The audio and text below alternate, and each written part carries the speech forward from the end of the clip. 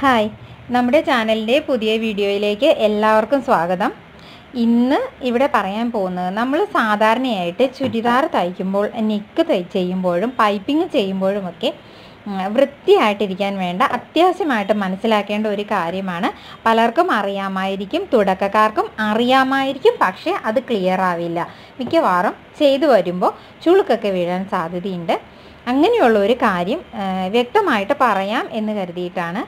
വേറൊന്നുമല്ല, കൂടുതൽ stitching videos വരുമ്പോഴേക്കും ഈ ചെറിയൊരു കാര്യം ആ സ്റ്റിച്ചിങ്ങിൻ്റെ ഇടയ്ക്ക് പറയേണ്ട കാര്യമില്ലല്ലോ. നമുക്ക് ഇപ്പോൾ തന്നെ പറഞ്ഞ് അതിന് വേണ്ടിയിട്ട് നമ്മളൊരു വീഡിയോ ചെയ്യുകയാണെങ്കിൽ കൂടുതൽ ബ്രീഫായിട്ട് അതിനെക്കുറിച്ച് പറയാനും സാധിക്കും. അതുകൊണ്ട് മാത്രമാണ് ഈ വീഡിയോ ചെയ്യുന്നത്. അപ്പോൾ ചാനൽ ഇഷ്ടമാവുകയാണ്, ഞാൻ പറഞ്ഞു തരുന്നതൊക്കെ മനസ്സിലാകുന്നുണ്ടെങ്കിൽ ഈ ചാനലൊന്ന് സബ്സ്ക്രൈബ് ചെയ്തേരെ കേട്ടോ. തൊട്ടടുത്തുള്ള ബെൽ ബട്ടൺ അമർത്തി അതിൽ ഓൾ പ്രസ് ചെയ്താൽ തുടർന്നുള്ള എല്ലാ വീഡിയോസും നിങ്ങൾക്ക് കിട്ടും. അപ്പോൾ നമുക്ക് വീഡിയോയിലേക്ക് കിടക്കാം. വേറൊന്നുമല്ല, നമ്മുടെ ക്രോസ് പീസ് കട്ടിങ് തന്നെയാണ്. ക്രോസ് പീസ് ഒരു പരിധിവരെ എല്ലാവർക്കും അറിയായിരിക്കും. ചിലപ്പോൾ ഇതുപോലെ ചെറിയൊരു പീസ് തുണി കിട്ടിയാൽ അതിൽ നിന്ന് പെർഫെക്റ്റായിട്ട് ഒരു ക്രോസ് പീസ് കട്ട് ചെയ്തെടുക്കുന്നത് എങ്ങനെയാണെന്നാണ് പറയുന്നത്. എപ്പോഴും തുണിക്ക് രണ്ട് വശത്തോട്ട് സ്ട്രെയിറ്റ് ആയിട്ടുള്ള നൂലുള്ള അതുപോലെ ഒരു കോൺ ഭാഗം നമ്മൾ കണ്ടുവയ്ക്കണം. ഇപ്പോൾ ഇത് ഈ ഭാഗം, എന്നാലും ഇത് സ്ട്രെയിറ്റ് അല്ല, ഇത് സ്ട്രെയിറ്റ് പോർഷനാണ്, ഇത് സ്ട്രെയിറ്റ് അല്ല. അപ്പോൾ ആ ഭാഗം ഒന്ന് സ്ട്രെയിറ്റ് ആക്കുക. അത് കുറച്ച് കയറ്റി ഇതുപോലെ കയറ്റി മുറിക്കണമെങ്കിൽ അങ്ങനെ മുറിക്കാം.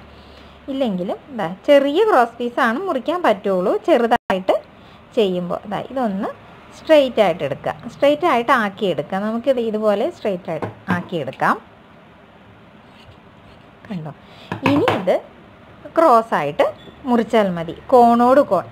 ഇതുപോലെ കറക്റ്റായിട്ട്, ഇതാണ് കറക്റ്റ് ക്രോസ് എന്ന് പറയുന്നത്. നമുക്കൊരു ക്രോസ് പീസ് വേണം എന്ന് കരുതി ഈ പീസ് കിട്ടി ചെരിഞ്ഞിരിക്കുന്ന ഒരു കഷ്ണം വേണം എന്നും ഉള്ള ഉദ്ദേശം മാത്രമായിട്ട് ഇതുപോലെയൊക്കെ മുറിച്ചൊരു ക്രോസ് പീസ് ആക്കിയാൽ ഇതൊരിക്കലും ക്രോസ് ആവില്ല, ഇത് വലിയില്ല.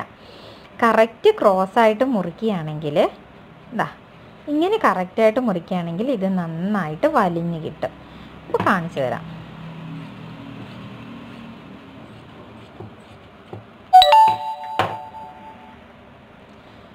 ഇതുപോലെയാണ് നമ്മൾ ക്രോസ് പീസ് കട്ട് ചെയ്യുന്നത്. ഇങ്ങനെ ഈ ക്രോസ് പീസ് കട്ട് ചെയ്ത് കഴിയുമ്പോഴും ഇതാണ് ക്രോസ് പീസിൻ്റെ കറക്റ്റായിട്ടുള്ള ജോയിൻ ഭാഗം.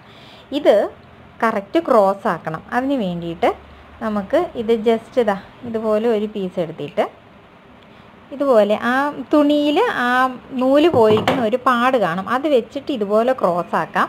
ഇനി അതല്ല എങ്കിൽ ഒരു തുമ്പ് ക്രോസ് ആണെങ്കിൽ അറിയില്ലാത്തവർക്ക് ഇതുപോലെ അതൊന്ന് മടക്കി വെച്ചിട്ട് അതേ ഷേപ്പിൽ അങ്ങ് കട്ട് ചെയ്തെടുത്താലും ക്രോസായിട്ട് തന്നെ കിട്ടും. കണ്ടോ? ഇത്രയേ ഉള്ളൂ ക്രോസ് പീസ്. ഇനി ക്രോസ് പീസ് ജോയിൻ ചെയ്യുന്നതിനെക്കുറിച്ച് ഇതുപോലെ നമ്മൾ എപ്പോഴും ക്രോസ് പീസ് മിക്കവാറും പേരും ഇതുപോലെ പിടിച്ച് ജോയിൻ ചെയ്തിട്ട് അത് നിവർത്തുമ്പോൾ ഇതുപോലെ വി പോലെ ഒരു പീസ് കിട്ടും. ഇതൊരിക്കലും ക്രോസ് അല്ല. ക്രോസ് പീസ് ചെയ്യുമ്പോൾ ഞാൻ റോങ് വേ ആണ് ആദ്യം പറഞ്ഞു തന്നത്. ക്രോസ് പീസ് ചെയ്യുമ്പോൾ ഈ തുണി രണ്ടും ഇതുപോലെ വിരിച്ചിട്ട് ഇതിൻ്റെ കൂർത്ത ഭാഗമുണ്ടല്ലോ അതിന് ഓപ്പോസിറ്റായിട്ട് അടുത്ത പീസിൻ്റെ കൂർത്ത ഭാഗം വെക്കണം. നല്ല വശം ചേർത്ത് വെക്കണം. ചീത്ത വശമായിരിക്കണം ഇവിടെ വരേണ്ടത്. എന്നിട്ട് ഈ രണ്ടും കൂടി ജോയിൻ വന്നിരിക്കുന്ന ഈ പോയിന്റിൽ നിന്നും ഇവിടെ ഈ പോയിന്റിലേക്ക് സ്റ്റിച്ച് ചെയ്യണം. സ്റ്റിച്ച് ചെയ്ത് കഴിയുമ്പോൾ അത് നിവർത്തുമ്പോൾ നമുക്ക് സ്ട്രെയിറ്റ് ആയിട്ടൊരു പീസ് കിട്ടും. ക്രോസ് പീസ് ജോയിൻ ചെയ്യാൻ ശ്രമിക്കുമ്പോൾ എപ്പോഴും നമുക്ക് ഇതുപോലെ ഈ വി ഷേപ്പിലായിരിക്കും ആ പീസ് ഇരിക്കുന്നത്. അത് ശ്രദ്ധിച്ചാൽ മനസ്സിലാകും. അപ്പോൾ ഇത്രയേ ഉള്ളൂ, ചെറിയൊരു കാര്യമാണ്. ഇനിയും തുടർന്നും ഇതുപോലെയുള്ള സിമ്പിൾ കാര്യങ്ങൾ ഇടുന്നുണ്ട്. അപ്പോൾ വീഡിയോ ഇഷ്ടമായെങ്കിൽ ലൈക്ക് ചെയ്യുക. ഇതിൽ പറയുന്ന കാര്യങ്ങൾ മറ്റുള്ളവർക്ക് പ്രയോജനമുണ്ടെങ്കിൽ ഷെയർ ചെയ്ത് കൊടുക്കുക കേട്ടോ. സബ്സ്ക്രൈബ് ചെയ്യുന്ന കാര്യം മറക്കണ്ട. അടുത്ത വീഡിയോയുമായിട്ട് ഉടൻ തന്നെ വരാം. അതുവരെ ബൈ.